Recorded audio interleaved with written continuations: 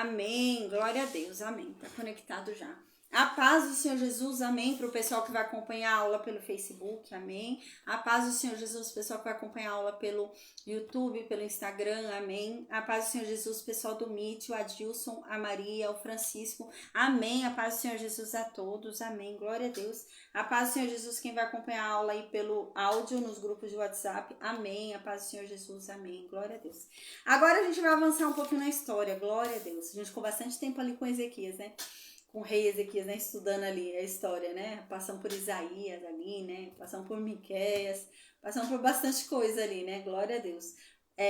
Mas agora a gente vai avançar aí na história, então a gente vai avançar agora, a gente vai hoje começar, né, a gente vai hoje falar sobre o finalzinho do reinado de Ezequias. Depois da invasão de Senaqueribe, Ezequias ainda vive 15 anos, né. Então a gente vai falar ainda sobre esse período aí, esses 15 anos aí depois da invasão de Senaqueribe ali da Assíria, as terras de Judá. Então Ezequias morre e o filho dele se torna rei, que é o Manassés. Manassés, na verdade, ele nasceu nesses 15 anos extras de Ezequias, né? Então esses 15 anos extras que Ezequias recebeu foi quando o futuro rei nasceu, Manassés. E hoje a gente vai falar sobre Manassés. Manassés não era nada parecido com Ezequias, tá? E hoje a gente vai estudar metade da história de Manassés. E amanhã a gente vai... amanhã a gente vai ler um salmo que fala sobre esse período da história de Manassés. E então a gente volta para a história de Manassés, porque tem uma reviravolta aí na história de Manassés, tá bom? Então a gente vai ver isso hoje. E na quarta, quinta-feira, a gente já vai para a história de Josias. E Josias é um rei muito importante para a gente estudar, tá? Ali no reinado de Josias que Jeremias surge e começa a profetizar. Então a gente vai começar a ler logo o livro de Jeremias, tá bom? Antes do livro de Jeremias a gente vai ler o livro de Naum. Depois do livro de Naum a gente vai ler o livro de Sofonias. E então a gente vai começar o livro já de Jeremias. Então a gente tá aí avançando bastante, graças a Deus, né? Ai, que bom que a gente tá começando a ver, né? Aí o negócio movimentar, a história se desenhar, né? E o negócio tá acontecendo e a gente tá indo rumo aí já, né? Ao cativeiro babilônico aí, né? Quando Nabucodonosor vem, conquista ali, né? As terras. Aí a gente vai começar então a ver aí Daniel, né? Sadraque, Mesaque, Abednego aí, né? Então, glória a Deus, eu fico muito feliz que a gente tá avançando, gente. Aos pouquinhos a gente chega lá, em nome de Jesus. Amém, amém. Que Deus nos fortaleça aí nessa empreitada, em nome de Jesus, amém. Gente, eu vou orar agora então, amém, tá? E a gente começa então a estudar o capítulo do dia. Na verdade, a gente vai fazer a nossa aula intercalada, são capítulos quebrados que a gente vai estudar hoje, pra gente então entender o contexto aí, tá? O contexto histórico aí. Então, amém. Eu vou orar agora e a gente começa então o capítulo do dia, amém. Deus, obrigada, Pai. Senhor, obrigada por mais um dia. Obrigada pelo teu amor, pela tua graça, pela tua misericórdia, Senhor, amém. Deus, perdoa, Pai. Perdoa a nossa iniquidade, perdoa o nosso pecado, perdoa a nossa transgressão, Pai. A verdade, Pai, é que ainda não somos aquilo que o Senhor nos chamou para ser e estamos muito distante ainda, Deus. Mas nós queremos, Pai, nós queremos te obedecer, nós queremos te conhecer, nós queremos ser íntimos de ti, nós queremos ser chamados de filhos, de amigos de Deus, Pai. Então nos ajuda, Senhor, nos ajuda nessa empreitada, Pai, que venhamos a ser conhecedores da tua palavra, Pai, que venhamos a te conhecer profundamente, Pai. Nos ajuda, Senhor. Se revela a cada um de nós através da sua palavra. Torna a tua palavra simples aos nossos ouvidos, que ela venha tocar os nossos corações, transformar a nossa mente, nos levar ao verdadeiro arrependimento, à verdadeira transformação, Pai, em nome de Jesus, Senhor, amém. Que venhamos a ser aquilo que o Senhor nos chamou para ser, Pai, em nome de Jesus, Senhor, amém. Deus, nos dê sabedoria, Pai, porque a tua palavra diz que todo aquele que pedir sabedoria a receberá. Então, Deus, em o nome de Jesus, que o Senhor derrame sabedoria sobre nós, Pai, para que nós possamos compreender a Tua palavra, compreender o Teu Evangelho, entender a Tua mensagem, Senhor. Nos ajuda, Pai. Não queremos ser confundidos, não queremos ser enganados por falsas doutrinas, por falsos mestres, Pai, mas nós queremos aprender, meu Deus, com o verdadeiro, com o único, que o Teu Espírito Santo venha, meu Deus, em nome de Jesus e nos revele a Tua mensagem de uma forma muito clara, de uma forma muito simples, de uma forma inconfundível, e que essa palavra venha nos transformar verdadeiramente, que venhamos a andar pautados nela, Pai, em nome de Jesus, Senhor, que venhamos a andar em obediência a ela, que venhamos a ser conhecedores de quem Tu és, da história de Cristo, para sermos imitadores dele, Senhor, amém. Que o Senhor nos dê sabedoria para sermos a Bíblia viva que as pessoas lerão, Senhor, que venhamos, meu Deus, a dar um bom exemplo nessa terra. Que o Senhor nos ensine e nos ajude a sermos Cristo na vida dos outros, Pai. Que o Senhor derrame sobre nós o Teu fruto, nos ensinando sobre a Tua compaixão, sobre a Tua paciência, sobre o Teu amor, sobre a Tua piedade, Senhor. Que venhamos a ser praticantes do Teu caráter, Pai. Que venhamos a ser uma extensão de Ti nessa terra, Senhor, em nome de Jesus, Pai, amém. Que vidas venham a ser tocadas através do nosso testemunho, através da nossa pregação, Pai, em nome de Jesus, Senhor. Então torna o nosso falar ao Teu respeito irresistível, torna o nosso falar ao Teu respeito apaixonante, para que todo aquele que nos ouvir falar acerca de Ti, Pai, não resista e se entregue, Pai, e que venha Te conhecer verdadeiramente, que essa pessoa venha se apaixonar e mergulhar em Ti, Pai, querer ser cheia de Ti, querer conhecer cada ponto ao Teu respeito, Pai. Ah, Deus, que não venhamos a Te buscar somente um dia na semana, mas que venhamos a Te buscar todos os dias, Pai, porque o Senhor, meu Deus, nos chamou para isso, para sermos Seus a todo instante, e não só uma vez por semana. Que venhamos a ter essa compreensão, Senhor, amém. Deus, que não venhamos a envergonhar o Teu nome nessa terra, Senhor, mas que venhamos a entender que hoje carregamos a responsabilidade, meu Deus, pela família a qual nós fomos chamados através de Cristo. E hoje já não nos representamos, mas representamos a Cristo nessa terra. Que venhamos a ter consciência disso, Senhor, para não Te envergonhar jamais com as coisas que falamos, com as coisas que pensamos, com as coisas que fazemos, Senhor. Oh Deus, nós reconhecemos a nossa condição de miserabilidade. Nós reconhecemos, meu Deus, o quanto precisamos de Ti, Senhor. Porque nós pecamos, Senhor, ainda que involuntariamente, em pensamento nós pecamos, Pai. Então nos lava da nossa imundície, Pai, nos transforma, nos santifica, Senhor, amém. Deus, que o Senhor, Pai, nos perdoe todas as vezes que nós o ofendemos, todas as vezes, Pai, que nós o desagradamos, nos perdoa, Deus. Nós não sabíamos o que fazíamos, Senhor. Nos perdoa todas as vezes que nós ficamos cansados de ouvir a Tua voz, cansados de ler a Tua palavra, ouvir a Tua palavra. Nos perdoa, Deus. Nós não sabíamos o que fazíamos, Senhor. Oh, Deus, que venhamos a ter o mesmo prazer que Davi tinha ao ler a Tua palavra. Que venhamos a ter, meu Deus, o mesmo prazer que Moisés tinha a estar na Tua presença, Senhor. Amém. Oh Deus, que venhamos a ter o mesmo prazer que as pessoas tinham ao ouvir Paulo por horas e horas e horas e horas pregando a respeito de Ti. As pessoas, meu Deus, elas não se cansavam de ouvir. Paulo pregava por mais de 6 horas e as pessoas estavam ali atentamente, ouvindo para aprender mais de Ti. Que venhamos a ser assim, Deus. Que venhamos a querer Te conhecer verdadeiramente e profundamente.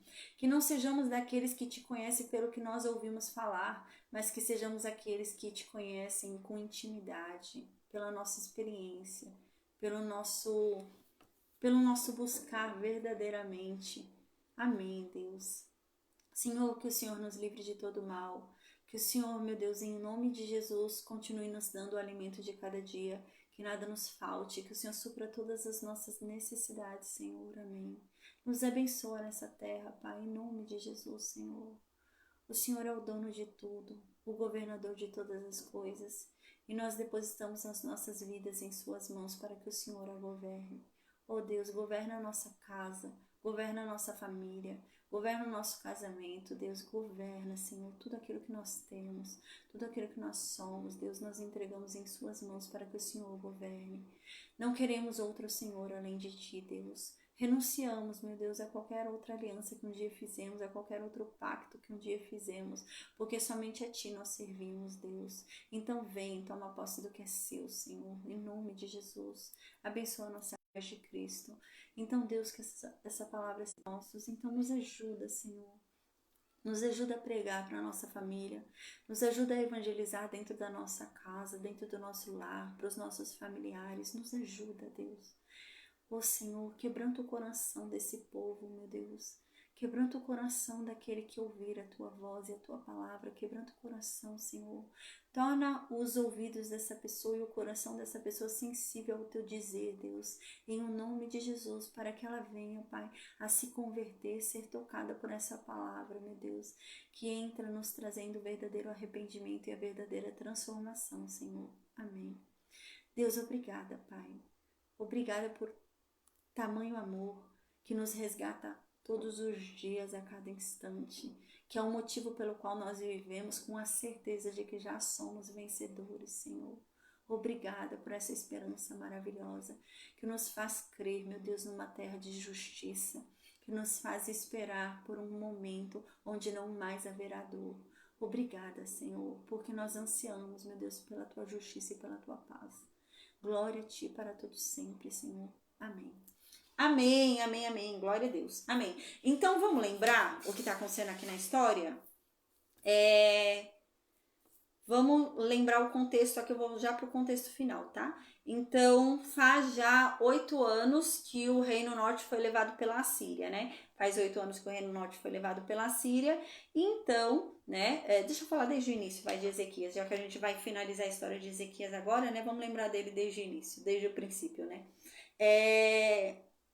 A gente lembra que o pai de Ezequias, Acás, ele era um rei muito ruim. Ele foi um rei muito ruim, Acás.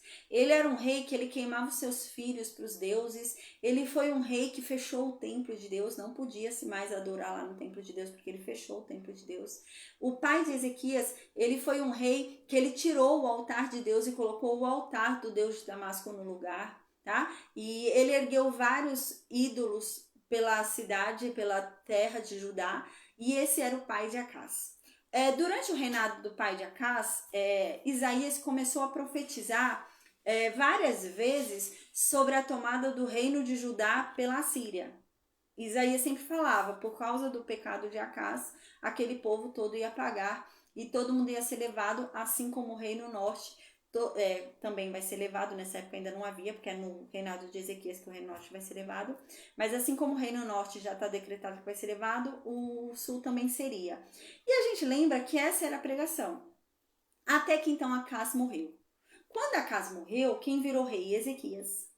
Ezequias virou rei e Ezequias, ele era fiel a Deus. A Bíblia diz que quando ele virou rei, ele mudou tudo que o pai dele tinha feito.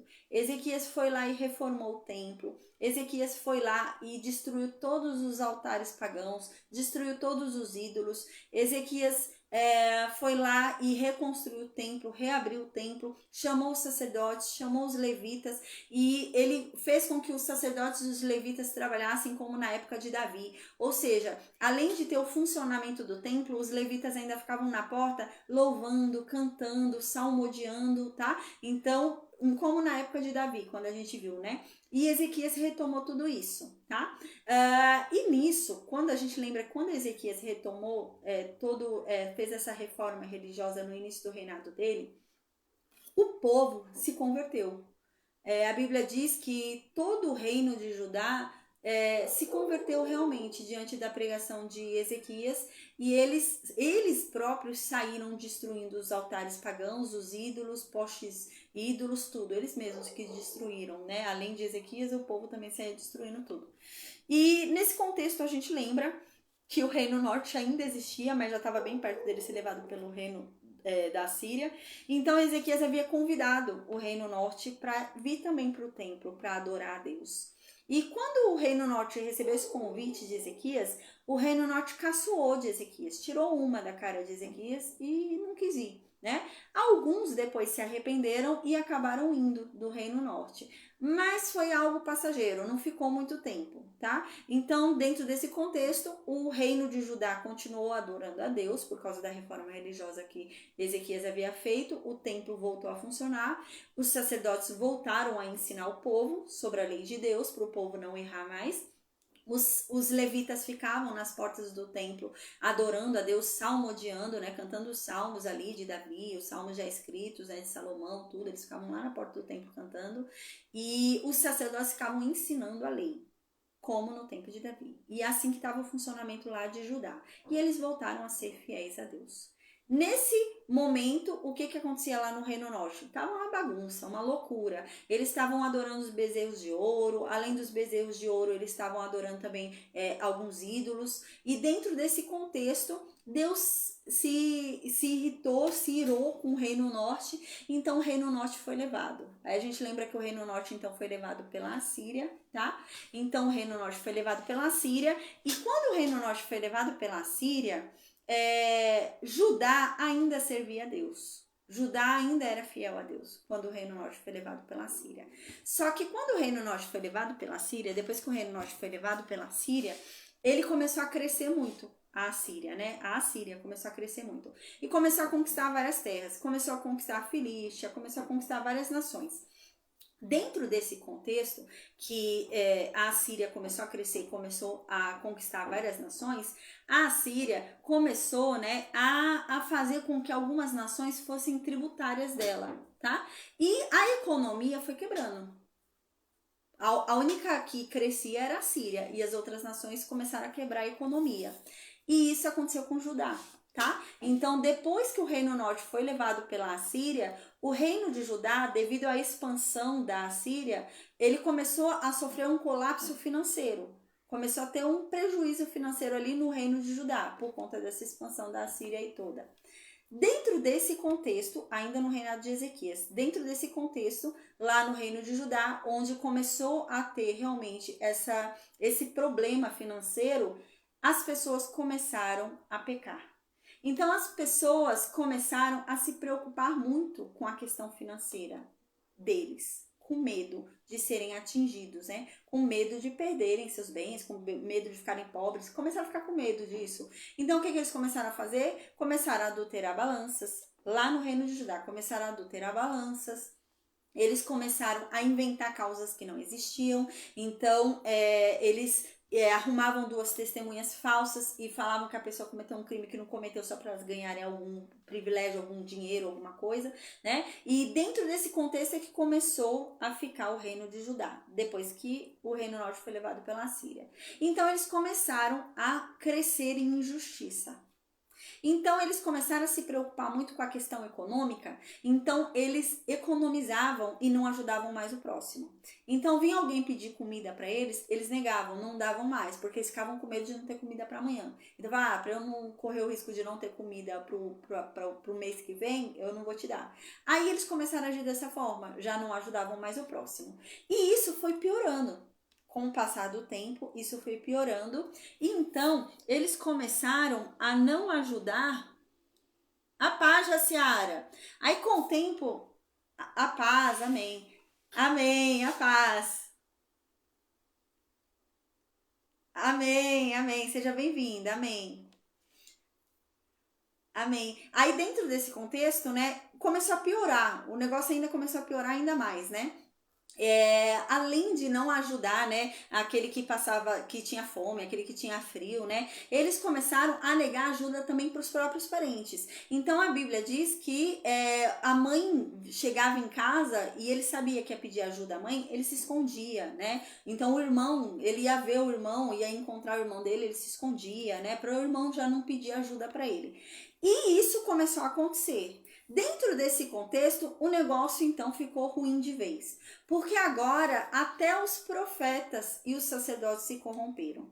Então lá no reino de Judá, os profetas agora já não mais profetizavam. de acordo com o que Deus mandou. Eles só profetizavam para quem pagasse. Então, ainda que Deus deu uma mensagem, eles não falavam se você não desse um dinheiro para ele. Então, o profeta tem uma mensagem de Deus, é uma mensagem clara de Deus que ele tem para passar, só que ele falava, tem algum dinheiro para me dar? Não tem, então não vou falar. E eles seguravam a mensagem e não falavam mais se alguém não desse dinheiro para eles. Fora isso, os sacerdotes que a gente acabou de falar que estavam ensinando de novo lá na porta lá no templo, né, a lei de Deus, pararam de ensinar. Os sacerdotes agora só ensinavam a lei de Deus para quem pagasse. E isso tudo formou um colapso enorme no reino de Judá. Então, o pessoal já estava pecando, já começaram a adulterar balanças, já começaram a agir com falta de compaixão, já começaram a agir ali com maldade um com o outro. E dentro desse contexto, Deus queria falar com o povo e os profetas já não davam mais a mensagem se não pagasse. Então, os sacerdotes já não ensinavam a lei, né? Nem todo mundo tinha condições de receber. Então, o povo começou a se desviar totalmente da lei. Então, com o passar do tempo, o reino de Judá deixou de servir totalmente a Deus. Estavam fazendo uma aberração, faziam tudo errado, já não estavam mais sabendo o que faziam, né? Dentro desse contexto, Deus ficou irado com o reino de Judá e permitiu que Senaqueribe invadisse as terras de Judá. Então, dentro desse contexto de corrupção toda, né, onde a lei já não era mais ensinada pelo próprio ofício, mas só por dinheiro, dentro desse contexto todo, Senaqueribe invade as terras de Judá. Quando Senaqueribe invade as terras de Judá, a gente lembra que Senaqueribe vem vindo por baixo, vem conquistando as terras, né?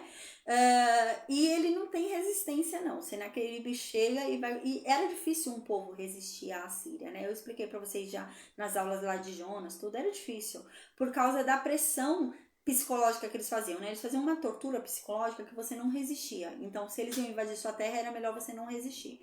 Então, dentro desse contexto, o povo não resistia. Então, eles começaram a conquistar muito rápido a terra. Eles foram conquistando em questão de meses. Não houve resistência, a Síria foi subindo e conquistando as terras. E então, Ezequias soube que Senaqueribe já estava dentro da terra de Judá e conquistando as terras ali. Então, a gente lembra que Senaqueribe buscou ajuda lá do Egito, né? Isaías falou que não era para buscar ajuda do Egito. E estava difícil desse povo crer que Deus pudesse salvá-los, né? E Isaías pregando, olha, confiem em Deus, se voltem a Deus, se arrependam, né? Se convertam, que Deus vai salvar vocês da Síria. Mas isso parecia muito impossível. Até com relação a todo o Judá, era impossível vencer a Síria, quem dirá uma só cidade como Jerusalém. Então isso parecia muito impossível para eles. Diante disso, Isaías pregando para eles confiarem, né? Dando vários exemplos lá de crença, de fé, né? Dos personagens bíblicos que já passaram. Não era o suficiente, eles não conseguiam crer, não conseguiam visualizar o milagre. Então, a gente lembra que Isaías falou, não peçam ajuda para o Egito. Ainda assim, eles foram pedir lá ajuda para o Egito. O Egito não ajudou, o Egito não quis se envolver, a gente lembra, né? E Senaqueribe continuou subindo. Quando Senaqueribe chegou na segunda cidade mais importante do reino de Judá, Ezequias tremeu na base. Aí Ezequias falou, pronto, agora estamos perdidos. E Deus falando, creia em mim, confie em mim, que eu vou salvar vocês, creiam em mim. Senaqueribe falou, estamos perdidos. O que Senaqueribe fez? Senaqueribe mandou um mensageiro lá para... Ezequias mandou um mensageiro lá para Senaqueribe, dentro das terras de Judá ele estava, mandou um mensageiro dizendo assim, um mensageiro para Senaqueribe. Senaqueribe, eu pequei. Em nome do rei Ezequias, né? Eu pequei. Você é maior do que eu. Me desculpa. Eu me rebelei contra você. Eu não reconheci sua autoridade sobre mim. Em vez dele se humilhar para Deus e reconhecer a autoridade de Deus sobre ele, ele estava dizendo que Senaqueribe tinha autoridade sobre ele, né? E Ezequias fez isso, tá? Então Ezequias fez isso e Ezequias vai e fala por meio do mensageiro, me fala o que você quer para você sair das minhas terras que eu te dou. O valor que você quiser. Eu te pago o tributo para você me deixar em paz. Senaqueribe falou, tá, é verdade, então me dá tanto, né? E Senaqueribe pediu um valor absurdo, que era o equivalente ao que é coletado de imposto durante um ano inteiro num reino pequeno. E Ezequias não tinha esse valor. Ezequias não tinha condições de pagar esse valor. Então, o que Ezequias fez? A gente lembra? Ezequias foi lá e pegou o ouro do templo, pegou a riqueza do templo. Ainda não foi o suficiente. Então, o que Ezequias fez? o templo que ele mesmo havia reconstruído. Lembra que o pai dele havia destruído, ele reformou? Ele foi e pegou as portas, o ouro da porta do templo que ele reformou e entregou tudo para Senaqueribe. E Isaías pregando, Isaías falando, confia em Deus, confia em Deus. E ele nesse desespero. E então a gente lembra que dentro desse contexto, Senaqueribe pegou o dinheiro, Senaqueribe mandou o dinheiro lá embora para Nínive, não é nada besta, né? Ele mandou o dinheiro embora lá para Nínive, e então ele falou, mudei de ideia, vou invadir Jerusalém. Não quero mais dar paz para vocês não, eu vou invadir aí. Então a gente lembra que dentro desse cenário, ele vai lá para invadir Jerusalém, ele avisa já que vai invadir Jerusalém, e o povo tá lá em Jerusalém desesperado. Então o povo lá em Jerusalém desesperado, eles começam a falar o quê? Ah, eu não vou deixar sobrar nada para eles. Os assírios vão invadir aqui, tá bom, vão invadir, mas também não vai ter nada para eles. Não vai ter mais plantação de trigo, não vai ter uva, não vai ter gado, não vai ter nada. Eles começaram a comer tudo. Eles começaram a fazer um grande churrasco, matar todos os animais, começaram a pegar todo o trigo, pegar todas as plantações, começaram a pegar toda a uva, fazer suco, começaram a fazer tudo e comer tudo desesperadamente para que nada ficasse para a Síria. Então, a gente lembra que dentro desse contexto, eles subiram todos para as lajes e começaram a fazer esse grande churrasco para que nada sobrasse. E Isaías então vai e prega. Que palhaçada é essa? O que é isso que vocês estão fazendo? Deus está falando que é para vocês dobrarem os joelhos e orarem, vocês estão fazendo um grande churrasco. Que palhaçada é essa? E Isaías pregando, eles nem aí. Nem aí. Eles achando que era impossível de Deus salvá-los. Então, dentro desse contexto, a gente lembra que Miqueias prega. Né? Porque no livro de Jeremias diz que esse povo se converteu por causa de Miqueias, não foi por causa de Isaías. Isaías parece que não era muito respeitado, né? Eu já falei para vocês, Isaías, ele era um profeta da corte, ele era parente do rei, né? Então ele não era muito respeitado pelos pobres, né? Ele não era muito respeitado pelo povo, né? Essa é a impressão que dá. Então ele falava, ninguém dava muita bola, né? Agora Miqueias começa a pregar, e Miqueias é do povo. Miqueias era um trabalhador, era do povão. E o povo crê em Miqueias. Quando Miqueias vem e prega, o povo crê. Então o povo se converte. Então o povo começa a queimar todos os ídolos, começa a queimar tudo ali que havia de afronta a Deus. Então se arrependem dos seus pecados, se convertem a Deus. E aí então começa aquele trabalho árduo deles crerem. Né? Então Isaías entra aí na Bíblia, a gente lembra, tentando ajudar esse povo a crer, né? Então vem várias mensagens lá do livro de Isaías, tentando ajudar esse povo a enxergar, né, a esperança, né, a crer que Deus vai fazer o impossível. Dentro desse contexto, dentro desse cenário, a gente lembra, né?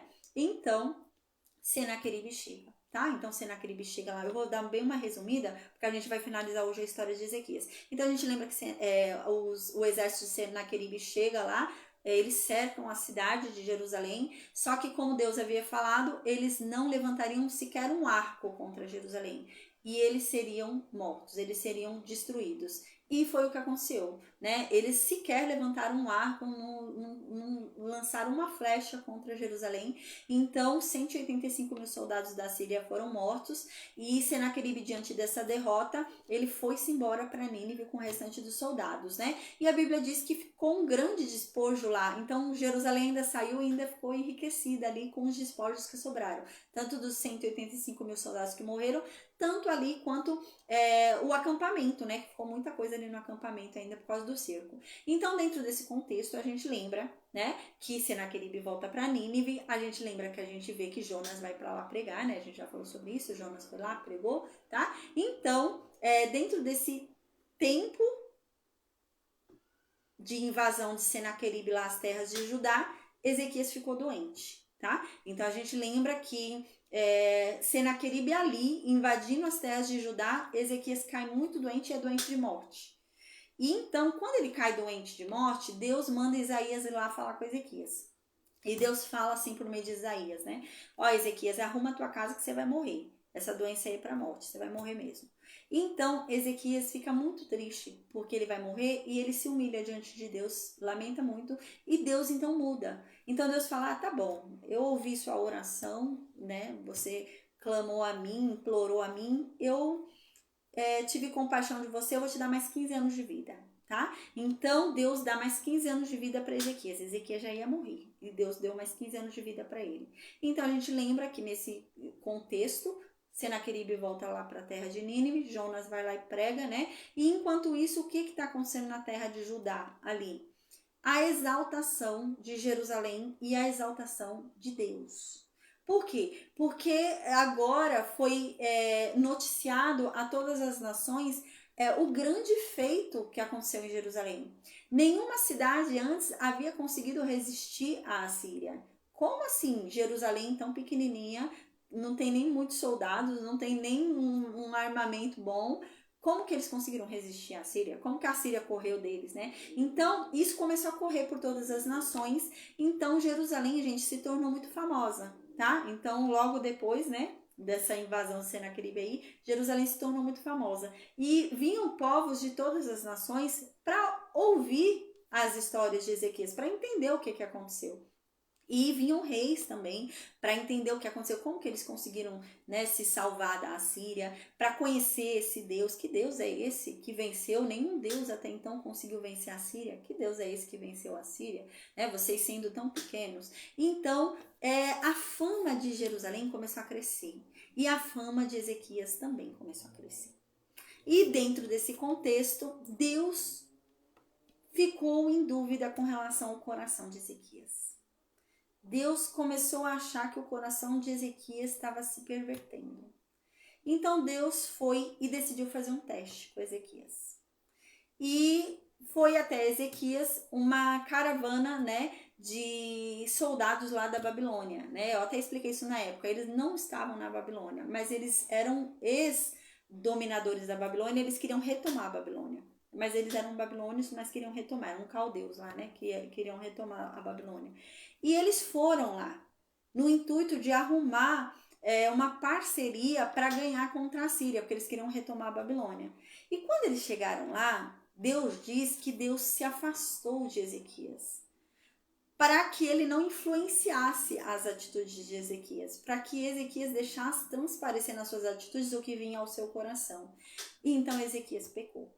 Então Ezequias mostrou que ele estava cheio de orgulho, a gente lembra, né? Então Ezequias pecou ali, não passou no teste que Deus havia dado ali com a Babilônia. E então Deus foi e falou, por causa disso, porque Ezequias não passou no teste, estava cheio de orgulho, né, cheio de si mesmo, né, ao invés de exaltar a Deus, ele estava se exaltando o seu reino. Por causa disso, agora tudo que Ezequias havia mostrado e se achado ali com relação ao reino de Judá seria levado pela Babilônia, né? Então a gente lembra que isso aconteceu, tá? Então tudo que Ezequias mostrou seria levado pela Babilônia. E então a Bíblia diz que Ezequias, quando ouve isso, que os descendentes dele serão levados lá para a Babilônia e os que morarem no palácio serão feitos eunucos, não vão ter descendência real dentro do palácio, porque vão ser castrados. Quando Ezequias ouviu isso, Ezequias não se arrependeu. A Bíblia diz que Ezequias, quando ouviu isso, Ezequias falou, tá bom, não é no meu tempo mesmo que isso vai acontecer? Tá bom, tô nem aí, né? Então, dentro desse contexto, ele continua com a soberba dele, tá? Então, Ezequias continua se achando, Ezequias continua pecando contra Deus e se esfriando da fé dele, né? E dentro desses 15 anos extra que Ezequias recebe, é que nasce o descendente dele que vai virar rei, que é o Manassés, que a Bíblia diz que foi o pior rei da história de Judá. A Bíblia equipara ele a Acabe. O que Acabe foi para o reino norte, esse Manassés foi para o reino sul, tá? E ele nasceu nesse período de Ezequias, onde Ezequias estava doido, né? Onde Ezequias aí havia se desviado de Deus e havia deixado o seu orgulho falar, tá? Então agora a gente vai entender o que vai acontecer no finalzinho da história de Ezequias, porque a Bíblia diz que no finalzinho da história dele, ele se arrepende. No finalzinho da história dele, a Bíblia diz que, provavelmente ali perto da morte, né? A pessoa quando está perto da morte, ela revê tudo que ela faz, né? Provavelmente ali perto da morte, ele deve ter se arrependido, né? Pensado no que ele fez. E ele se arrependeu. E a Bíblia diz que o arrependimento dele foi sincero, gente, tá? Então agora a gente vai considerar isso. que ele, dentro desses 15 anos, ele teve Manassés, que foi o pior rei da história de Judá, que é comparado a Acabe, e ele teve esse filho no contexto onde ele era infiel. Então dá pra gente entender um pouquinho porque esse Manassés era bem tão louco, né? Ele vai vir bem doido.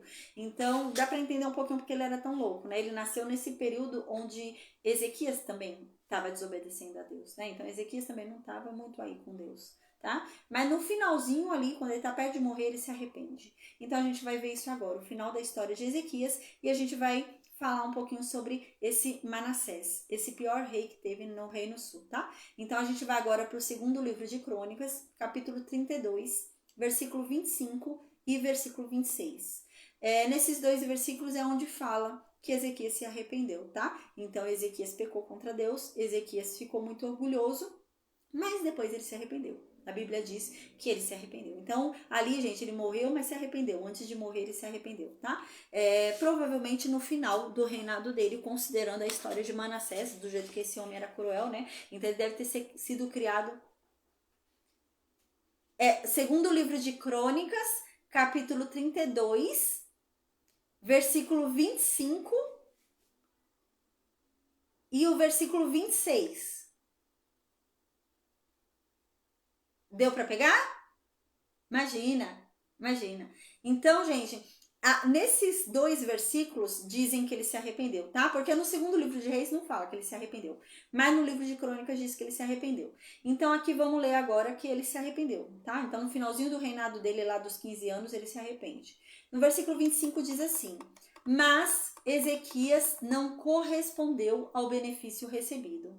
Seu coração se orgulhou e a ira se abateu sobre ele, sobre Judá e sobre Jerusalém. Então aqui está dizendo, né, antes disso, desse versículo 25, fala que Deus foi e salvou Jerusalém da Síria. Fala que Deus foi lá e salvou a vida de Ezequias, porque ele ia morrer, Deus deu mais 15 anos para ele. Então no versículo 25 diz que em vez dele ser grato, Ezequias se orgulhou. Então, Deus se irou contra Ezequias, Deus se irou contra Judá inteira e Deus se irou contra Jerusalém, tá bom? Então, é dentro desse contexto aí. E Manassés nasce, gente, nesse período de ira de Deus, tá? É quando Manassés nasce. Aí, então, no versículo 26, agora dá uma informação importante pra gente, que Ezequias se arrependeu, tá? Então, diz assim, no versículo 26, Ezequias, porém, humilhou-se do orgulho do seu coração, assim como os habitantes de Jerusalém. Então, a ira de Deus parou de cair sobre eles durante a vida de Ezequias. Tá? Então aqui diz que ainda durante a vida dele, né, esses 15 anos aí, ele se arrependeu verdadeiramente do orgulho do coração dele e se humilhou para Deus. E não só ele, mas todo o povo de Judá também. Então Deus foi e decidiu não pesar a mão sobre eles. Por isso que nada acontece, né, depois, né, nesse sentido de querer estar explicando isso pra gente. Porque assim, se ele não tivesse se arrependido e Deus tivesse mantido a ira dele, né, Deus talvez tivesse tido algum castigo fervoroso sobre ele, mas não houve, a gente vê que não houve e não teve, né? E aqui explica por quê, porque realmente, né, Deus poupou durante a vida dele o castigo, mas o castigo viria depois. Aí no versículo 20, né, aqui tem a ver, né, a gente lembra quando Deus vai e fala aquela mensagem, Deus vai e diz assim, olha, agora, porque você mostrou todas essas coisas para a Babilônia, por causa disso, tudo que você mostrou vai ser levado pela Babilônia. E os seus descendentes também vão ser levados e vão ser feitos escravos. E os que não forem trabalhar no campo, que viverem dentro do palácio, vão ser feitos eunucos. Quando Ezequias ouve isso, Ezequias fala, tá bom, não vai ser na minha época mesmo? Ele achou que não era no tempo dele. Mas Deus não falou que não era no tempo dele. Ele é que achou. Então, tá bom pra mim, né? Esse versículo 26 aqui tá querendo dizer que Deus ia fazer no tempo dele. Mas Deus não fez porque ele se arrependeu. Mas Deus estava tão irado por causa da desobediência dele e do povo de Judá que Deus ia fazer no tempo dele mesmo. Porque Deus não prometeu que não ia fazer. Ele que achou que Deus não ia fazer no tempo dele. Então aqui diz no versículo 26 que a ira de Deus não se abateu sobre ele nem sobre Jerusalém durante a vida de Ezequias porque ele se arrependeu. porque ele se humilhou e também todo o povo de Jerusalém, tá? É nesse sentido. Então agora a gente vai para o segundo livro de Reis. Deixa eu ler aqui. Aqui. Gente, eu pulei aqui. Eu escrevi errado. A gente vai agora para o segundo livro de Reis, capítulo 20, tá? A gente só vai falar sobre a morte de Ezequias rapidinho. A gente vai para o segundo livro de Reis, capítulo 20. Vamos ler 2 versículos também. Vamos ler o versículo 20 e o versículo 21 só, tá? Então a gente viu que ele se arrependeu no final da vida dele, então Deus decidiu não fazer durante a vida dele porque ele se arrependeu verdadeiramente, e agora a gente vai ver que ele vai morrer. Então no versículo 20 do segundo livro de Reis, capítulo 20, diz assim: os demais atos de Ezequias e todo o seu poder, e como fez o açude e o canal, e trouxe a água para dentro da cidade, por acaso não estão escritos nos livros das crônicas dos reis de Judá? E então Ezequias foi e morreu, né? E foi enterrado lá com seus pais. E Manassés, o filho de Ezequias, foi quem reinou no lugar dele, tá? Então, a gente lembra que esse livro de crônicas não é o livro de crônicas que tem na Bíblia, tá? Esse daqui está dizendo que a história está escrita no livro de crônicas dos reis de Judá. Esse livro se perdeu, não tem esse livro, a gente não tem esse livro não. Mas está dizendo que nesse livro estava a história dele com mais detalhes, tá bom? A gente lembra aqui, né, também que Ezequias, ele é conhecido por causa da habilidade dele, gente. Ele foi o primeiro cara que fez água encanada. Imagina, gente, nessa época, é isso que ele fez, entendeu? Ele fez um esquema dentro da cidade de Jerusalém que a água passava por baixo da cidade e entrava na cidade. Ele fez água encanada, ele fez água por dentro da cidade. E é isso que está falando, esse grande feito dele, é algo histórico isso, esse grande feito dele naquela época, né, estava registrado onde? No livro das crônicas dos reis de Judá, que não se tem mais, se perdeu esse livro, tá? Então agora a gente vai conhecer Manassés. Manassés, o pior rei da história de Judá. Mas também ele tem uma reviravolta na história dele extraordinária depois, né? Mas ele foi o pior rei, a Bíblia diz. Então, agora a gente vai para o segundo livro de Reis, capítulo 21. A gente vai ler só até o versículo 16, tá? A gente vai ler do versículo 1 até o versículo 16, porque depois vai ter um salmo desse período, e então a gente entra para a reviravolta na história de Manassés. Há uma reviravolta doida na história dele, tá? Mas a gente vai ter que intercalar com um salmo aí que fala sobre esse período tribulado dele aí. Então a gente vai agora para o segundo livro de Reis, capítulo 21, do versículo 1 até o versículo 16. Diz assim no versículo 1: Manassés tinha 12 anos de idade quando ele começou a reinar. Então ele reinou por 55 anos, tá? E a gente vai entender, vai ter uma reviravolta na história dele, porque a gente para pensar, caramba, ele foi que nem Acabe, né? E ficou tanto tempo reinando, mas vai ter uma reviravolta bem extraordinária, a gente vai ver. Então ele reinou 55 anos, tá? Em Jerusalém. A mãe dele se chamava Rafisiba. Então no versículo 2 começa a falar sobre a maldade desse homem. Diz assim: então ele foi lá e fez o que era mal aos olhos de Deus. E ele começou a imitar as abominações dos povos que Deus havia expulsado dali. Então lembra que quando eles vão entrar em Canaã, Deus fala, olha, a Moisés até diz isso, né? Moisés fala, olha, vocês não estão entrando em Canaã porque vocês são bons. Porque é aquele povo do deserto chato, né? E vocês não estão... Uma parte morreu, a gente lembra, mas a geração futura entra, né? Os filhos deles. Então Moisés fala, ó, vocês não estão entrando porque vocês são bons. Vocês não estão entrando porque vocês merecem. Né? Vocês estão entrando porque Deus prometeu. E o povo que existia lá era pior do que vocês. É isso que Moisés fala. E aqui tá falando que agora Manassés começou a ficar igual àquele povo. Né? Deus tirou o povo, porque o povo era péssimo. Manassés agora é igual aquele povo que foi tirado dali, que foi vomitado dali, que a terra vomitou dali, né? Então no versículo 3 diz, o que ele fez de tão ruim assim, né? Então aqui começa a explicar. Ele foi lá, lembra a reforma religiosa que Ezequias fez? Que ele destruiu todos os altares pagãos, que ele destruiu tudo e reformou o templo, não sei o quê. Apesar depois que ele teve uma quedinha aí, mas ele reformou tudo. Ele vai destruir tudo agora, esse Manassés. Aí esse Manassés, ele reconstruiu os lugares altos que o Ezequias, o pai dele, tinha destruído. Então todos aqueles altares pagãos que Ezequias tinha destruído, ele foi lá e reformou. Ele foi e ergueu de novo. Ele foi, além de ter reconstruído os altares pagãos que Ezequias havia destruído, ele foi e ainda ergueu novos altares para Baal.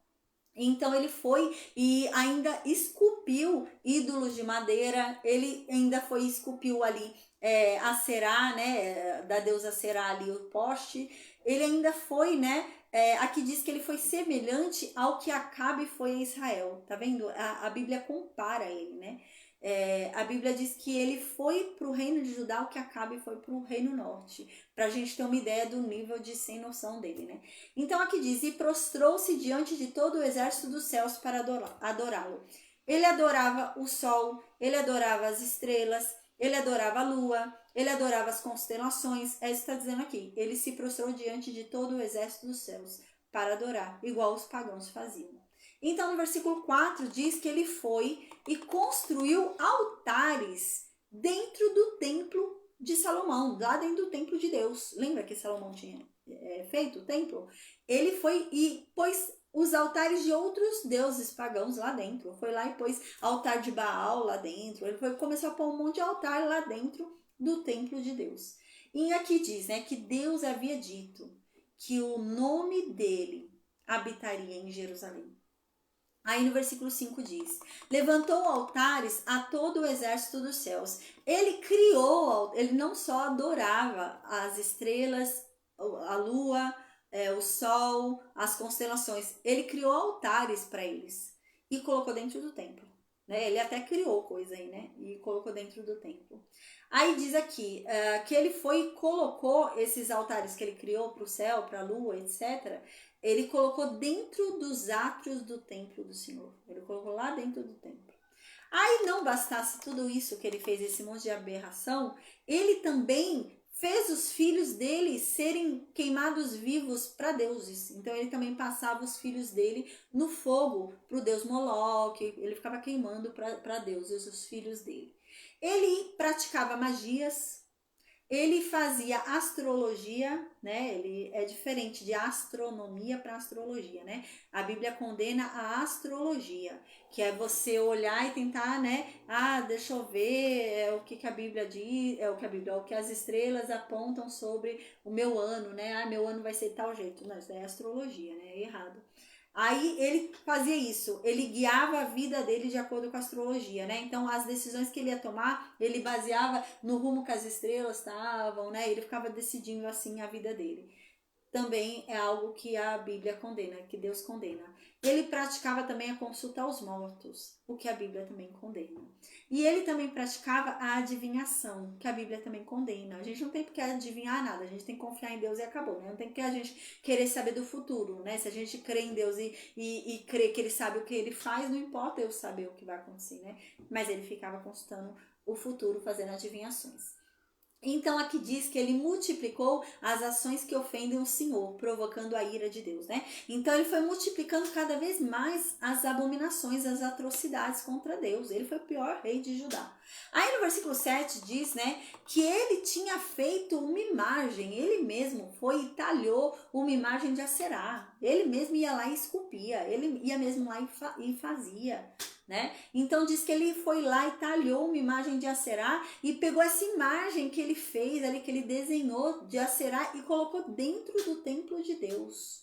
E aqui diz, dentro do templo que Deus havia falado para Davi e ao filho Salomão, neste templo e na cidade de Jerusalém, que eu escolhi dentre todas as tribos de Israel, estabelecerei o meu nome perpetuamente. E ele foi lá e pôs uma imagem que ele talhou da deusa Será.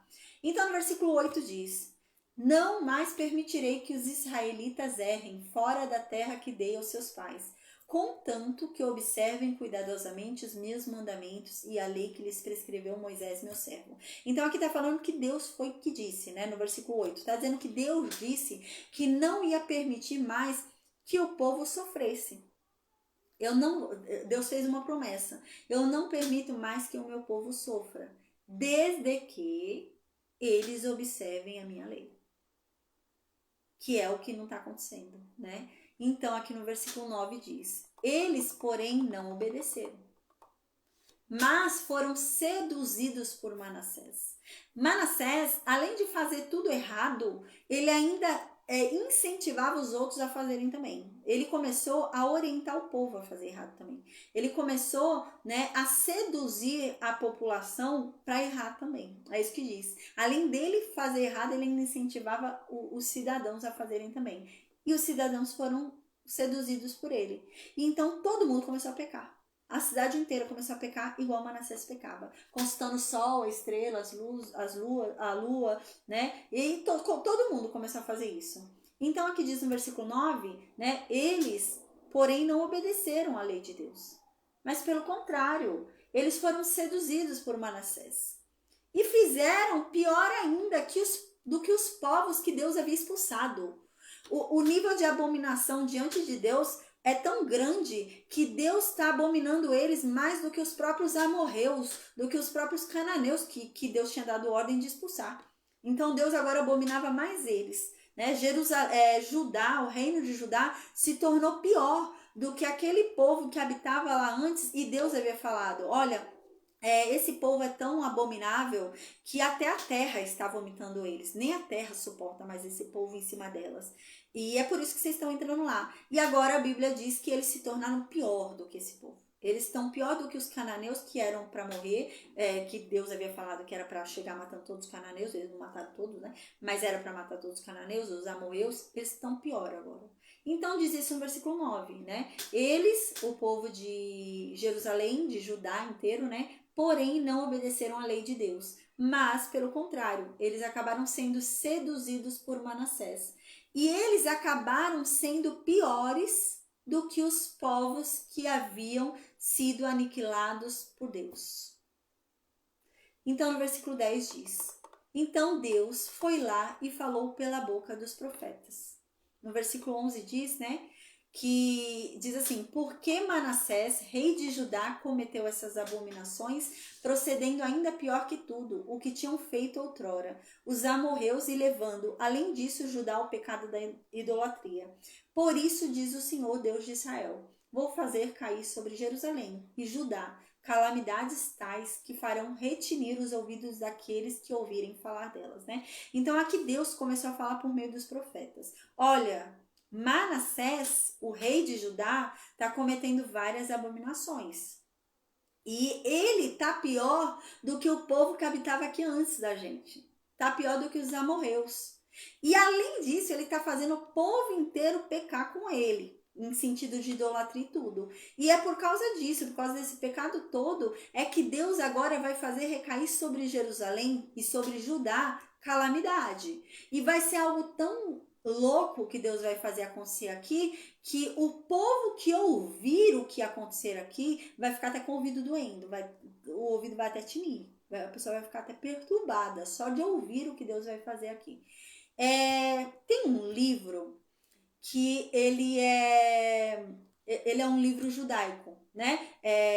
Na religião judaica, na tradição judaica, eles estudam a Torá, né? A Torá, que é o Pentateuco, e tem também o Talmud. O Talmud é muito importante na religião judaica. O Talmud, ele é um livro de costumes e ele conta histórias, tá? E nesse livro do Talmud diz que o profeta Isaías morreu porque Manassés mandou matá-lo, tá? Nesse livro e em outros também, que daqui a pouco eu falo, tem outros livros também que falam sobre isso.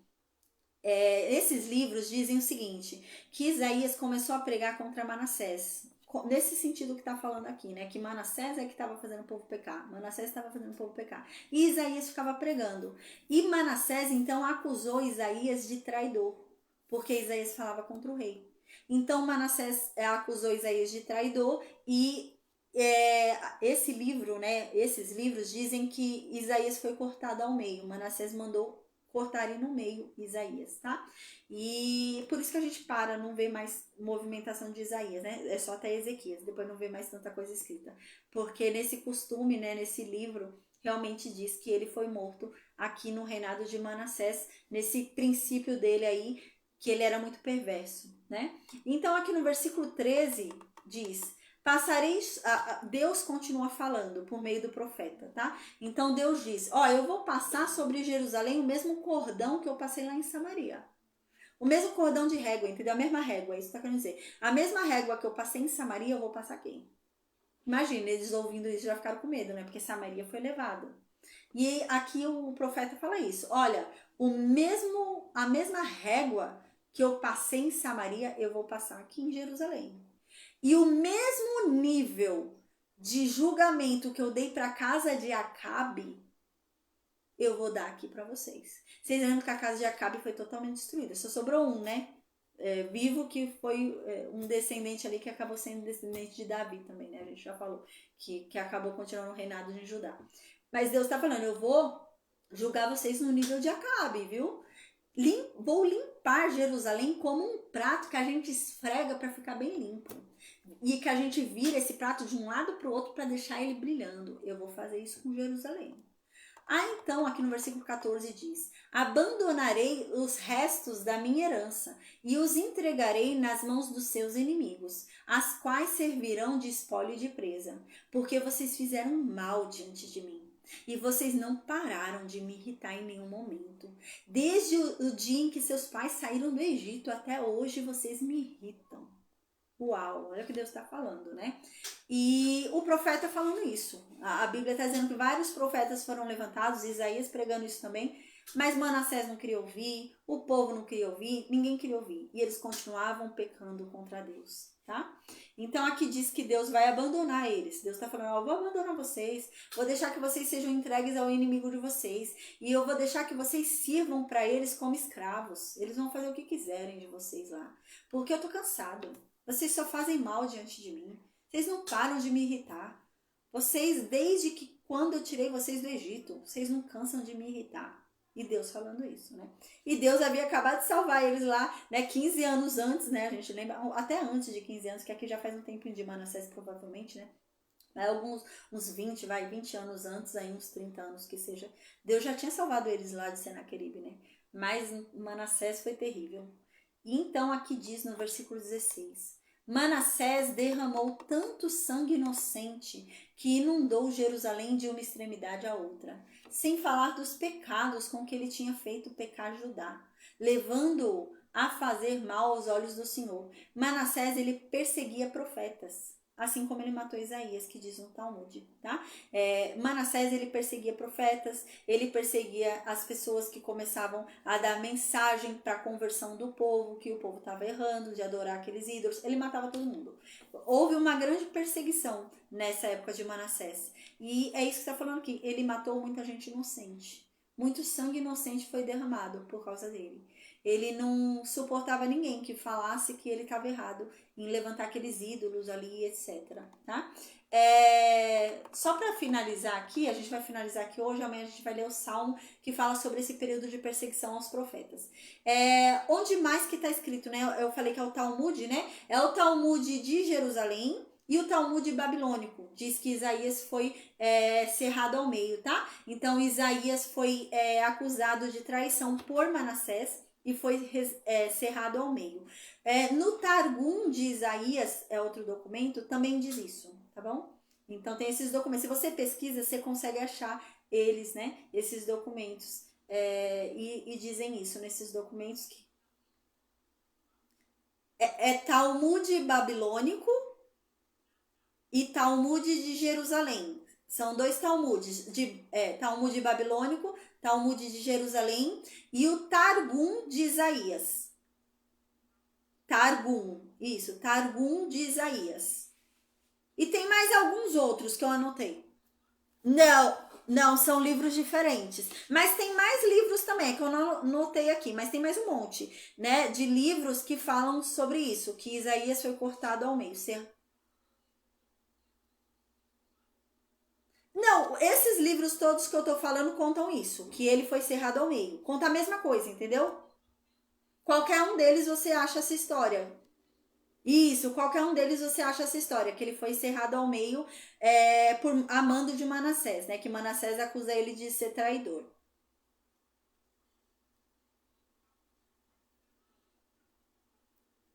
Isso. E o Targum de Isaías.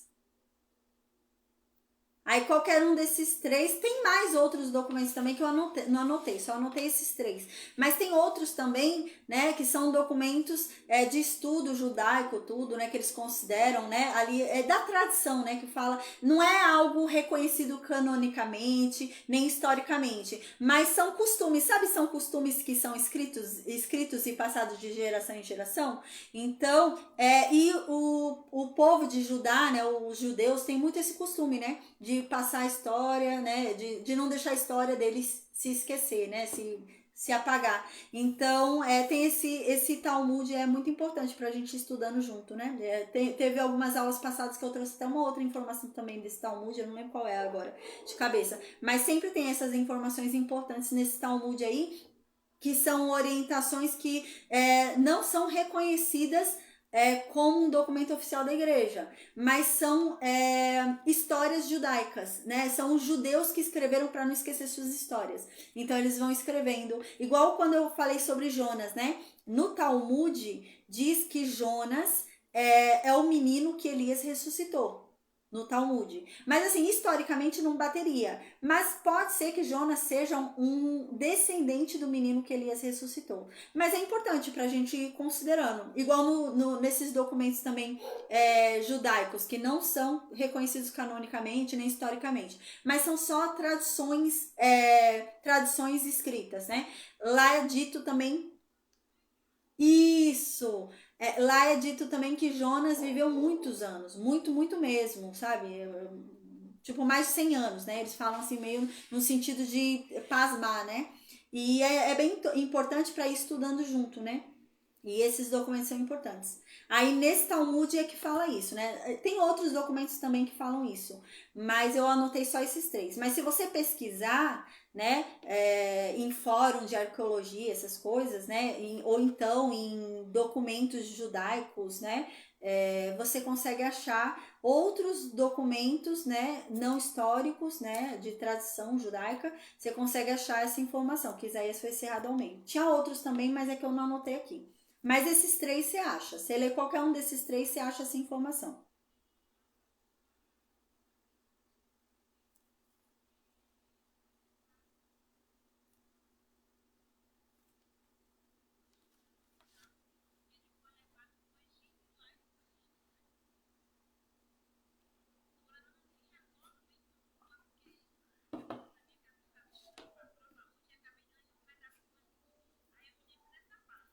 Foi ele ou foi Jeremias quando você leu?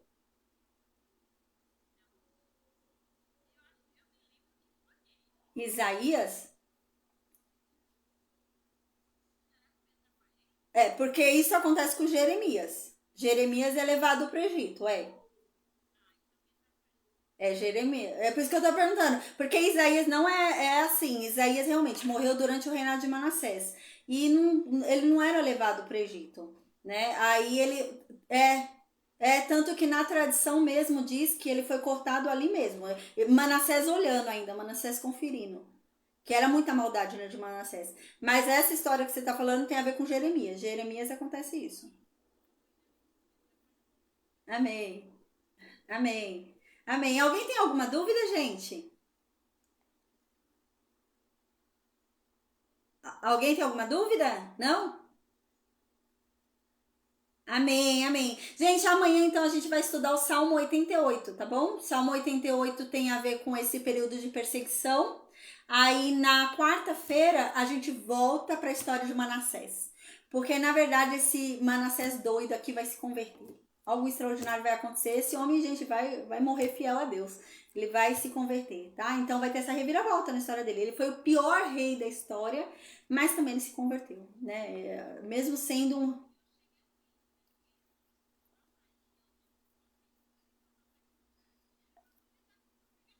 Amém. Que bom que deu tempo, graças a Deus. Amém, amém.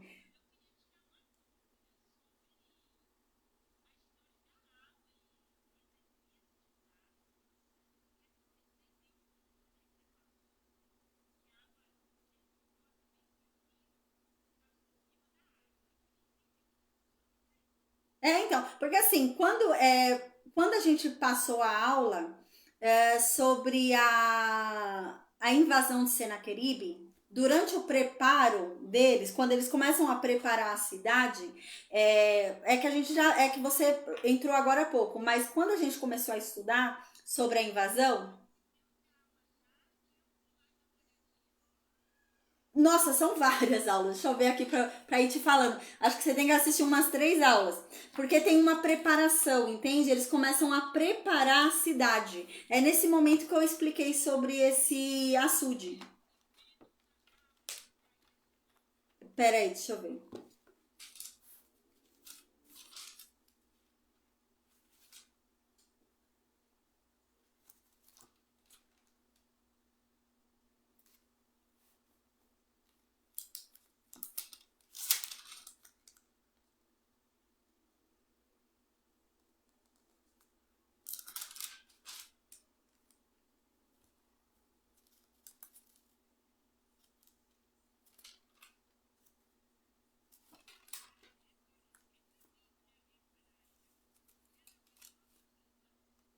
Hum, o que? O Talmud, você fala? É, você consegue achar. Se eu não me engano, você consegue achar sim. Só que é caro pra caramba, viu? Mas consegue.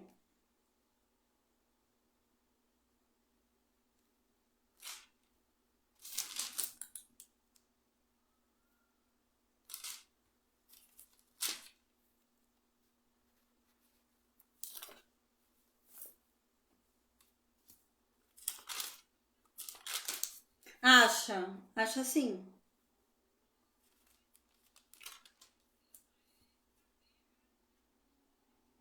É porque assim, são vários números, sabe? Tem número um, 2, 3, tem um monte. É uns R$ 1.000. Amém, Adilson. Deus te abençoe, viu? Bom descanso. Nossa, quer ver? Deixa eu ver.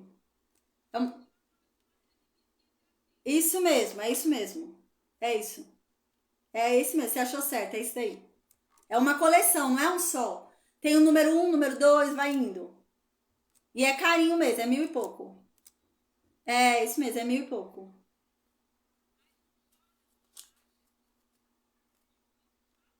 Não, você tem que ler todos, porque eles se complementam. São histórias diferentes, sabe? É uma continuidade. É como se você comprasse, sei lá, a Bíblia, mas pegasse só um livro da Bíblia, sabe? Não pegou a Bíblia inteira. Tem que comprar todos.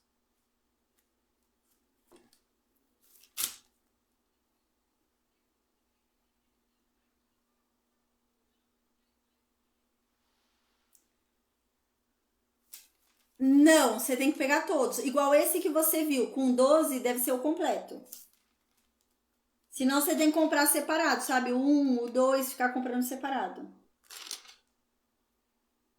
Ó, para você entender o negócio do açude, você tem que ver a partir ali do segundo, da aula de segundo livro de Reis, capítulo 18.